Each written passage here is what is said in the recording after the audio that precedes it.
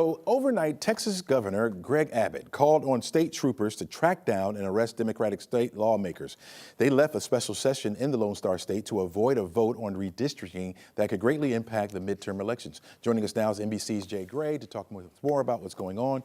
Talk to us, Jay, about what the redistricting vote is all about. Yeah, Chesley, and it's basically a plan submitted by Republicans that could create 5 additional seats in the U.S. House here in D.C. So Texas House Democrats say the congressional redistricting map that, again, was created by Republicans take what have been Democratic strongholds, absorbs them into red districts, including downtown Austin, where the Capitol is and is one of the most liberal areas of the state, giving them the chance to win 5 more seats and really shore up what's a slim majority right now here in Washington. So that's something that they've been dealing with for quite some time. Probably works better when this is a little closer. There you go. I see you.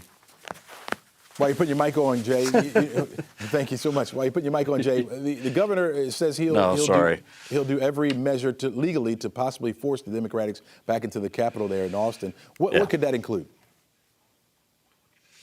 Yeah, well, Texas Governor Greg Abbott has already issued civil warrants and ordered Texas state troopers to find and arrest the missing Democrats. Understand, though, a civil warrant essentially cannot be enforced outside of Texas. The lawmakers can't be extradited, forced to return to the Capitol there in Austin. The governor's also floated the possibility of bribery charges, accusing House members of soliciting funds to pay $500 a day fines they're incurring by not showing up, also threatening to expel them and call new elections for their seats.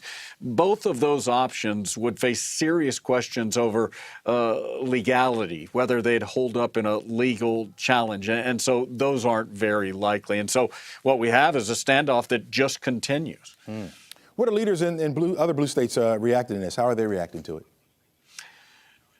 You know, it's interesting. In many blue states, what they're doing is starting to draw some redistricting maps of their own. We know they're looking at that in Illinois and California, as well as New York, and saying, okay, we'll change our districts in these predominantly blue states, open up some more opportunities to gain seats there to offset anything that's going to be done in Texas or any of the other red states. So what we're really seeing is the beginning of what's going to be a back and forth over how they will keep control or gain control of the U.S. House come the midterms, which, by the way, all of this unfolding, Chesley, we're still more than a year away from that midterm election. Yeah. Did the move stop the vote at all? Well, it depends on who you ask. Now, I've talked to some of the lawmakers there that have left. They say they've packed enough clothes to be gone for 3 weeks. Republicans are insisting they're not stopping this vote, they're just delaying it. But by law, a special session in Texas can't last longer than 30 days. That means this current session must end by August 19th. And one other quirk in Texas law, if those Democrats do come back to the chambers there and are back before the end of this session or before a new session is called, once they are inside, the House is allowed to lock those doors, keep them inside until they take a vote. And so it's going to be interesting to see how all of that plays out, or if it does at all. Wow, yeah, this is going to be something that we'll be watching closely, and we want more updates from you, Jay. So thanks a lot for your insight this morning.